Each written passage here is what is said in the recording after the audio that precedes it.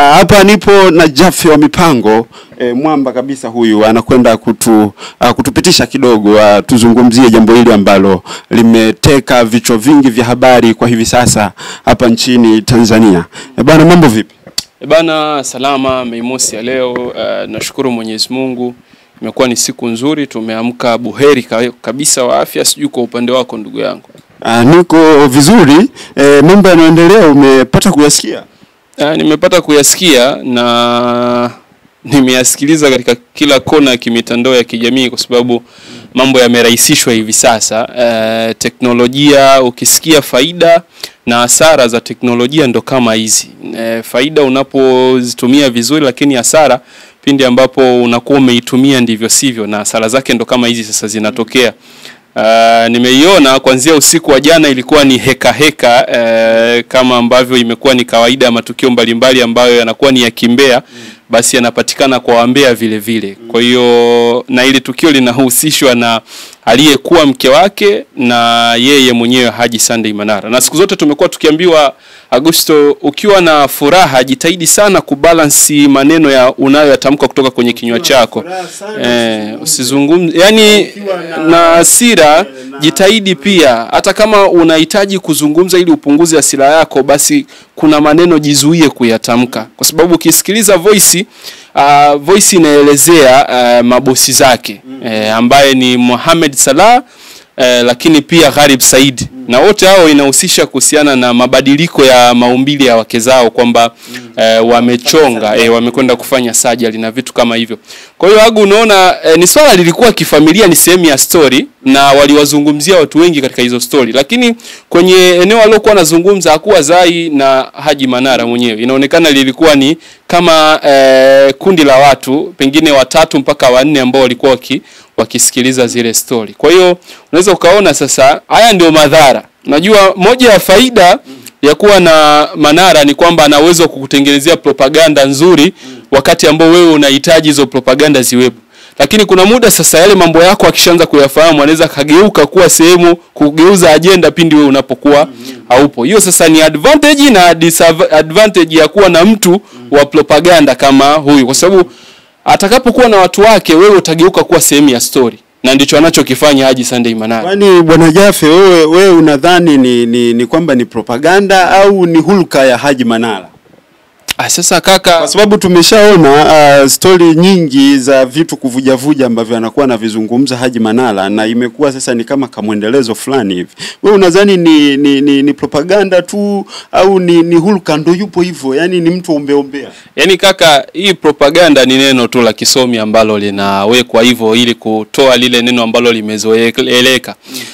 Propaganda ni jambo ambalo linaandaliwa, linatengenezwa lionekane jambo la aina fulani, yawezekana likawepo au lisiwepo.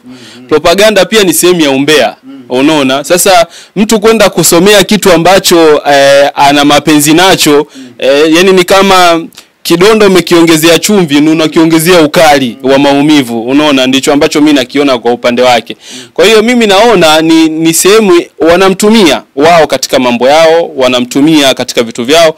Wewe ni shahidi, ni shuhuda. Lilikuwepo swala la kugomea mechi na akatoka kuzungumza hawachezi. Ilikuwepo swala la kuhusiana mgogoro baina ya Karia na Young Africans, katoka front kazungumza ulevi wa madaraka na nini, hatuchezi. Wewe tu mwanachama, kwa nini asitoke mwanachama wa kawaida kwenda kuzungumza maneno kama hayo, kama sio kwamba nyuma yake kuna watu ambao wanampa nguvu ya kwenda kuzungumza? Kwa hiyo unaona kabisa wale wanaomtumia mwisho wa siku sasa ndio mkuki kwa nguruwe, kwa binadamu unarudi ukiwa na maumivu makali. Sasa hivi wanasikia uchungu wa kuwa na mtu ambaye waliamini ni mtu sahihi katika eneo lao kumtumia. Ndio hicho sasa. Kama umeweza kumsema bosi wako, tunawasema mabosi kweli hatukatai kaka. Bosi akosi kasoro, lazima utazungumza, lakini sasa kuwa na mipaka. Afu angalia aina ya bosi wako ulionayo, unakwenda kumzungumza mtu kama Irene Uwoya na GSM. Hawa wote ni watu ambao ni public figure. Tunazungumza ni watu ambao jamii inawatambua, status zao, wanajitahidi kulinda kile ambacho wamekihangaikia kwa muda mrefu. Unapokuja kuanika mambo yao hadharani, mambo ambayo ni faragha zao, ni kwamba umeenda kwenye nje ya majukumu ambayo wao walikuagiza kwamba unatakiwa kuyafanya. Unaona? Sasa automatically ni kwamba unaaminisha jamii kwamba wewe sio mtu sahihi katika eneo ambalo watu wanakuamini. Walikupa nafasi, unaona, ya kuwa msemaji wa club, unaona, wamekupa mazingira ya kupata ubalozi, unaona, wa umo ndani ya makampuni yao. Wewe ni balozi ambao unatangaza biashara zao. Wamekupa ofisi ambayo wewe station yako umeiweka pale bro. Unaendesha taratibu zako za kiofisi na mambo mengine. Lakini bado hao watu ambao wanajitahidi kuwa na wewe katika nyakati zote, hao ndio unawavua nguo. Sasa muona, leo unarudi kusema unamwachia Mwenyezi Mungu. Swala kama hili unamwachaje Mwenyezi Mungu? Kwa nini wewe ukabidhi kinywa chako kwa Mwenyezi Mungu kabla ya kuzungumza maneno haya? Kwa hiyo tunatakiwa tuwe tuna maneno ya akiba, na haya mambo hayajaanza kuonekana leo. Huyu Haji Sunday Manara kuzungumza vitu ambavyo vinavuka mipaka hajaanza leo. Majibizano ya yeye na Babla Gonzalez, anazungumza kiwango cha mshahara sijui 700,000 na nini na nini, lakini hawakutaka kujibu. Wale na wenyewe wangekuwa ni watu wa majibu, sio angeleta payslip kwamba bana huyu mtu tulikuwa tunamlipa zaidi ya 700,000 kwa nafasi kweli ya usemaji wa Simba Sports. Kaka, mshahara ambao wewe unapata ndio alipo Haji Sunday Manara kwenye nafasi ambayo unaongoza mamilioni ya mashabiki, lakini kuisemea klabu na kuipambania klabu kwa hali na mali. Na mdau anazungumza kwamba yeye ameipa value Simba Sports. Yaani Simba kufika ilipo ni jitihada pia za Haji Sunday Manara. Kwenye soka la Tanzania anaziona jitihada zake. Yaani shida ni kwamba ukiachilia mbali ni mambo yanayojitokeza tokeza. Brother, ukiwa na ile umimi, yani mimi, hiyo inatafuna vibaya sana. Yani mimi, yani kila wewe ndo unajiona, bila wewe jambo fulani lisingekuwa, bila wewe hili lisingekuwepo, bila wewe. Na unaweza ukakuta ametoka tu kuzungumza, kumbe kazungumza yeye, alafu msimamo wa klabu wanacheza mechi tarehe 8. Sasa huoni kama unakuja kuaibika? Maana umehojiwa, umefanya press ukazungumza mara ya kwanza, umekuja kuhojiwa na kituo kikubwa cha Clouds, bado ukaendelea na msimamo wako, hamchezi. Umehojiwa na Wasafi kwa njia ya simu, ukasema hamchezi. Sasa vyote hivyo unavikusanya, alafu timu inakuja kuingia uwanjani. Nani anaonekana hapo na matatizo? Kama sio wewe ambaye ulitoka na kuzungumza kwamba hamchezi. Kwa hiyo brother, mimi naona sasa hivi yupo katika wakati mgumu, na moja ya mahusiano ambayo yamempalia ni haya. Mahusiano yapi? Haya ambayo amevunja ya yeye na Zailisa. Kwa hiyo wewe unadhani kwamba Zailisa anaweza kuwa amehusika kwenye kuvujisha hizi sauti? Sasa kama sauti yake inasikika pale, anaweza yeye asiwe amehusika moja kwa moja. Aliye rekodi na kuvujisha katika huo wakati ni nani? Kwa nini na kuvujisha kwenye huo wakati ambao Haji anasema record imerekodiwa kwenye mwezi wa 6 na au wa 7? Unaona, ana kumbukumbu za lini alizungumza. Kwa nini itoke kwa nyakati hizi? Swali la msingi. Kwa nini itoke? Na muda huo aliyetoa umbea anamtetea Zailisa kwamba hajatoa hili swala. Sasa angalia situation jinsi ilivyo Augusto. Alafu niambie wewe hapo jinsi unavyotazama kwa muktadha wa swala jinsi unavyoenda. Utasema hii kesi hili swala nani kalipeleka kule kwa Mange? Nani kalipeleka hili? Lakini kwa mujibu wa zile sauti inaonekana walikuwa ni watu wengi wanapiga story. Sasa umbea ulikuwa ni wa watu wengi. We auoni kama ukitazama kwa jicho la tofauti kuna mtu katumia hii loop ya Haji Manara kuachana na Zailisa, pengine labda ni mtu ambaye sio rafiki wa Haji Manara au anachuki naye, ameamua tu kutumia hii njia kupeleka umbea kule ili aonekane Zailisa ndo kauvujisha. Kaka, kama hiyo lupu alikuwa na hiyo nafasi. Kwa sababu gani? Unapopeleka umbea kwa muuza umbea lazima anunue umbea. Unacho target yako ni kupata pesa. Yaani target ya huyu aliyofanya sasa hivi bado ni ile ile. Kapata pesa.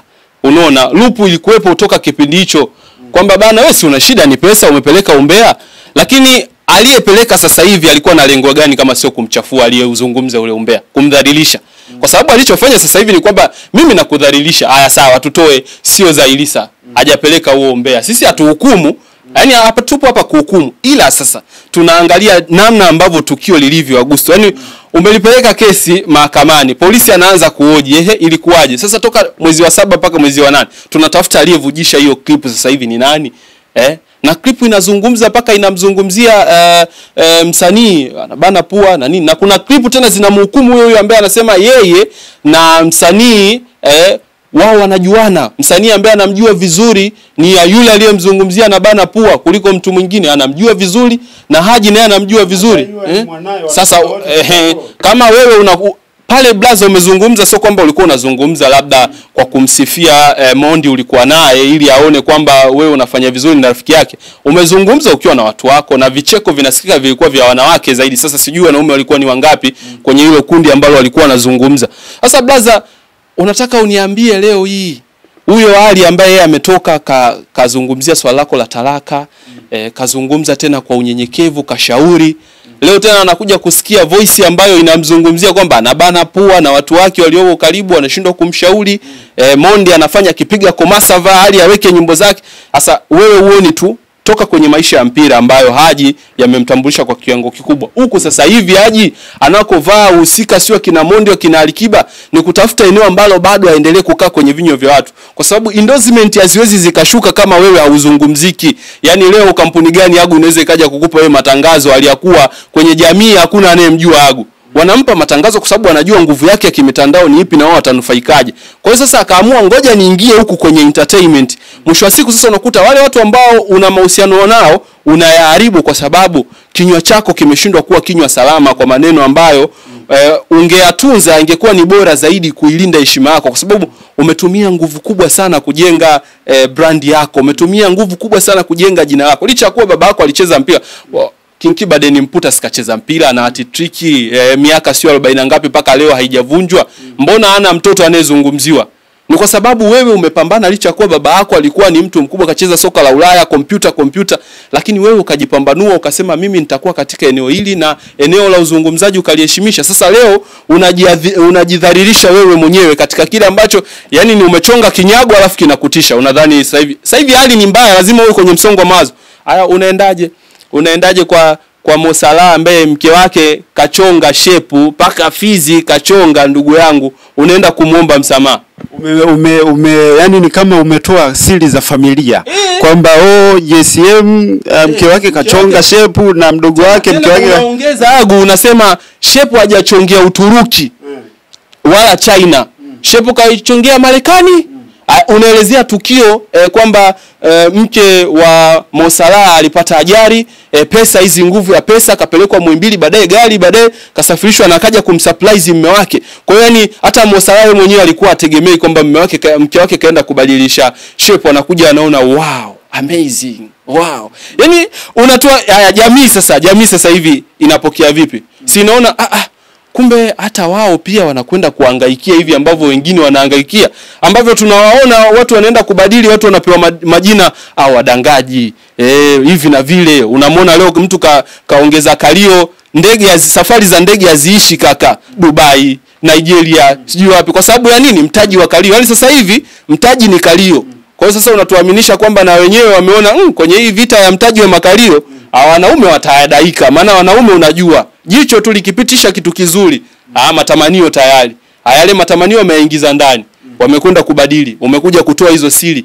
Sasa hivi dunia inajua kwamba hata Mo Salah mke wake kachonga shepu. Sasa ndugu yangu, unaona vitu kama hivyo ni vitu vya kujidhalilisha. Kwa hiyo unakuta unapitia sasa wakati mgumu, na sijui yani katika vitu nadhani anajutia yule mzee ni huku kutaka watoto ambao si saizi yake. Brother, dunia sasa hivi ni tofauti na dunia iliyokuepo kipindi cha nyuma. Sio kwa sababu ya mzunguko umebadilika, mzunguko ni ule ule, ila kitamaduni, kiasili hatuishi kama ambavyo wameishi wazee wetu. Huyo mtoto ambaye unamchukua unakaa naye hana ukomavu wa akili, hajapevuka. Tofauti na hiyo miaka ambayo ungemchukua mtoto wa miaka 17, 18 anakwenda kuolewa, alikuwa anajua kwamba mimi naolewa hapa, nimemaliza. Yani sina maisha ninayofikiria nje ya ndoa yangu, sifikiri kuachika. Sasa wewe leo unakwenda kumuoa mtoto wa kitanga. Brother, mtoto wa kitanga. Shekhe, mtoto wa kitanga. Hivi unaelewa? Yani hapo nimesisitiza mtoto wa kitanga. Sasa mtoto wa kitanga mtata la voice hili mbona unamhusisha sana ndugu yangu? Kwa sababu niulize kitu. Kwa nini? Yani kati ya mtu alozungumza na mtu alovujisha, nani alitakiwa ajizuie kwanza? Kwa sababu mzungumzaji asingekuwa amezungumza, huyu mvujishaji angepata wapi hizo? Wote wana makosa. Wote wana makosa. Moja, kwa nini kama Agu ukioa mke wako ni msiri wako. Unapokwenda kutoa siri za mke wako ni kwamba wewe mwenyewe umejivua nguo, unajitembeza utupu. Ili kosa silioni kwa Haji peke yake, naliona mpaka kwa aliye rekodi lile swala. Kwa sababu kaka, yule anaye rekodi, brother, ukiwa una rekodi, sisi tunaotumia simu tunajua haya mambo. Ukiwa una rekodi, sauti ya kicheko chako itakuwa ni kikubwa kuliko ya wale wengine wanaocheka. Sasa sikiliza kwa umakini, sauti ya kicheko kinachotoka ni ya nani? Kwa sababu wewe ndio unakuwa umeshikilia rekoda. Kwa hiyo wewe utakapocheka, umemtegeshea yule simu, lazima sauti yako itakuwa na nguvu kuliko wale wengine wanavyocheka. Na hata utakavyokuwa unaguna ule mguno wako, yani hapa jinsi unavyoniitikia na mtu ambaye amekaa mbali, sauti yake haiwezi kafikia karibu na mic. Sasa tunakagua hili jambo, nani aliye rekodi? Bado tunarudi pale pale. Kwa hiyo umesikia sauti ya kicheko cha Zaiylissa?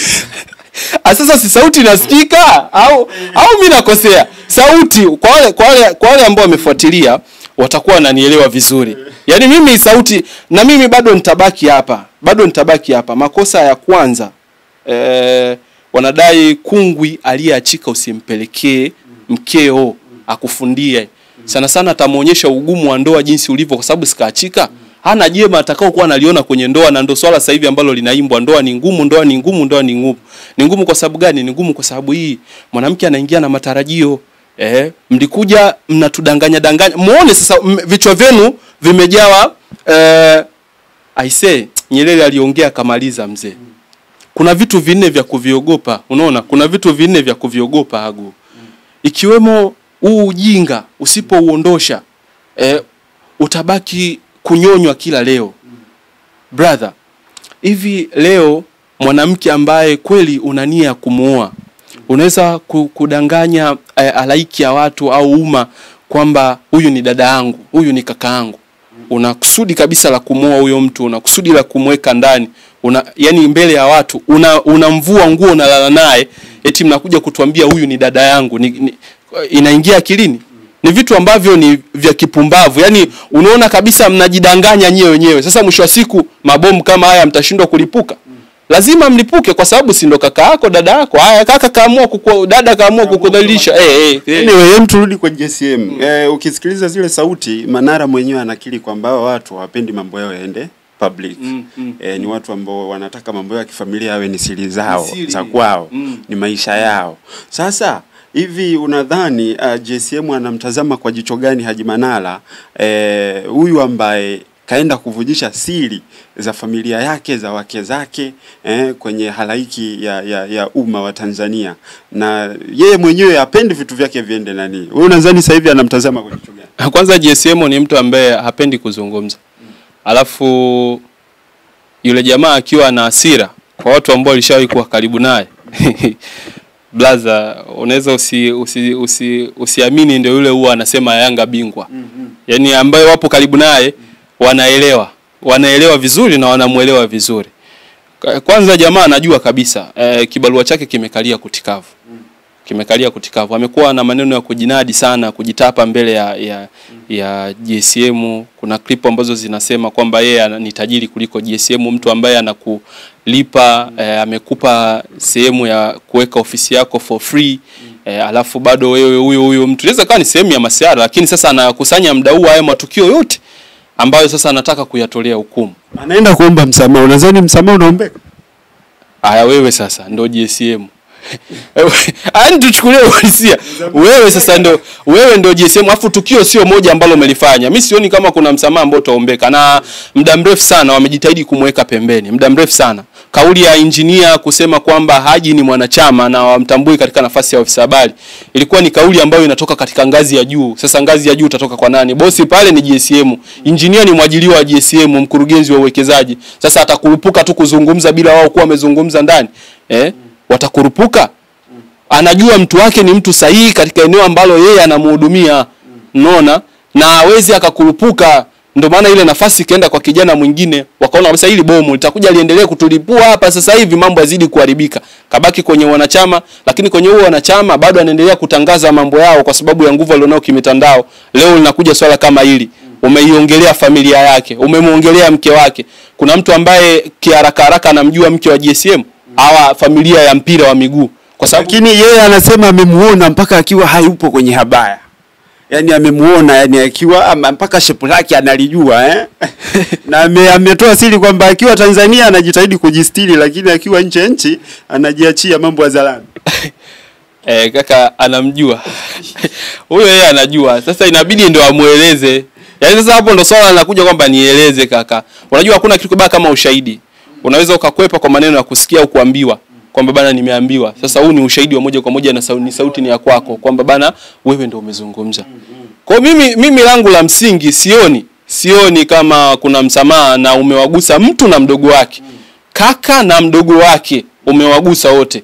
Kwamba bana wale jamaa na bado ukaongezea kwamba kuna mchepuko ambao ulikuwa na nini na kuna gharama ya pesa ambayo ulikuwa unahitaji pale na nini. Unaona sasa mazingira kama hayo kaka unamuongelea Ilinioya mchungaji shekhe. Sasa unamuondelea imani kwa waumini wake ambao wameweka matumaini yao kwa huyo mtu kwamba huyu mtu wa Mungu bana. Sasa mtu wa Mungu kaka anahitaji fedha kwa ajili ya Haji amekosea kaka. Yaani mimi naweza nikasema hili sasa narudi pale Augusto narudi pale. Yaani katika mahusiano ambayo kavunja, Rushaina alikuwa voices zilivuja vile vile, nitakuonyesha, nitafanya hivi na hivi. Unaona? Za kwao. Haya kavujisha nani? Haji kamtumia Rushaina. Nitakuonyesha nakwambia mimi ndo ni fulani nini. Haya Rushaina si huyu hapa. Maisha yaendi. Yanaenda kaka. Kwa unaona wewe ndio unakuwa na matatizo. Kwa muda mwingine wanaweza kalalamikiwa na wake na nini, wewe ndio na matatizo. Tafuta mshangazi wako, tulia nao, fanya maisha. Mtu ambaye kaishamaliza mambo yake. Wewe unaenda mtu ana mtoto mmoja kaka, umri kama ule. Damu inachangamka, niambie kaka, miaka yako 50 vitu unavyotumia ni vingi shekhe. Kuna vitu hawezi akapata katika vile ile level ambayo yeye ana expect, atavikosa tu. Sasa mwisho wa siku wewe utakuwa naye, atakuwa na mtu wake huku chini. Sasa unategemea nini? Anavuna huko anapeleka huku. Ndivyo maisha yalivyo siku hizi. Hilo sio swala la ajabu. Mwisho wa siku unajidhalilisha mwenyewe. Kwa hili ni somo, tulichukue kama somo. Tuvitunze vinywa vyetu hususan tunapokuwa na hawa watu ambao wameshikilia dhamana ya watu wengi, mamilioni ya watu nyuma yao. Sasa tusitake kuwachafua.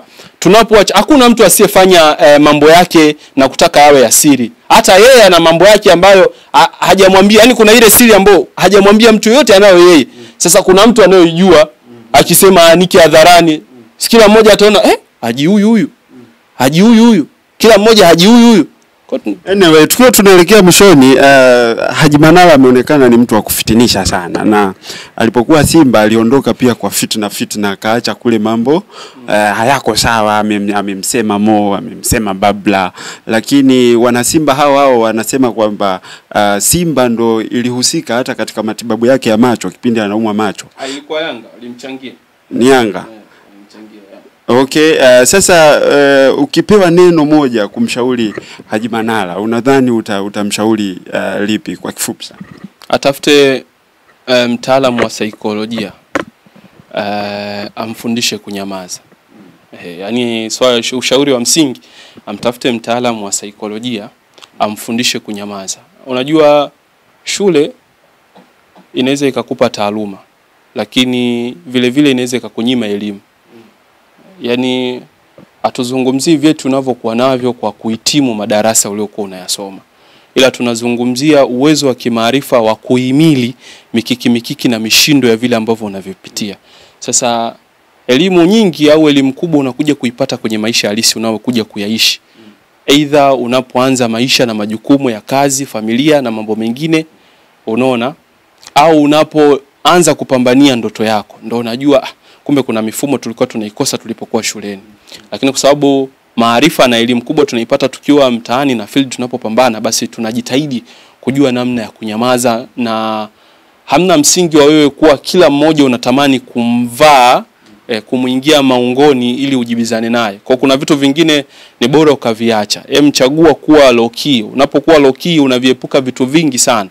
Wamepita watu wengi katika nafasi ambayo wewe pia uliwahi kuhudumu, lakini walijitahidi kuvizuia vinywa vyao kusema pengine wana siri nzito kuliko wewe unazozijua. Sasa wote wangeamua kusema siri ambazo wanazijua katika hao watu wao wa karibu, Kuna watu wamekosana kwenye hao mabiashara, wangeamua kusema ukweli kwamba kuna 1 2 3, sidhani kama kuna mtu yeyote angekuwa na uhai katika biashara nyingi zingekuwa zimeshakufa. Kwa hiyo la msingi atafute mwana saikolojia, amfundishe kunyamaza, itamsaidia sana katika level aliyopo. Ana familia na watoto. Sasa ikifika level kama hizo na vijana wakubwa, yani wewe ndo mzazi, alafu ndo hawa kwa age yake ndo tunaweka kwenye watu wa zamani. Sasa kuna watu wa zamani wa ovyo vile vile. Sasa ukiwa mtu yuko kwenye umri wa makamu, tunamuita mtu wa makamu. Kaka, tunapozungumzia mtu ana miaka 50 Agosto, miaka 50 sio mtoto 2000 ambaye sasa hivi ndo anasumbua hii generation ya kuelekea uzee. Mtu wa makamu ndo hicho kaka. Yani miaka 50 ambao leo Ibrahim Traore kaka ana miaka 30 na ngapi, 36 si 35, ana uwezo wa kuongoza taifa na anamtikisa Marekani. Sasa wewe miaka yako 50 tukupe taifa su, yeye anaitikisa Instagram. Bana, mpaka hapo hatuna la ziada. Tukutakie Mei Mosi njema. Hii ni Wisport TV. Unatupata katika mitandao yote ya kijamii katika jina hilo hilo Wisport TV, TikTok, Facebook, Instagram, lakini YouTube pia. Mpaka hapa tuseme bye bye. Mamba anatikisa Instagram.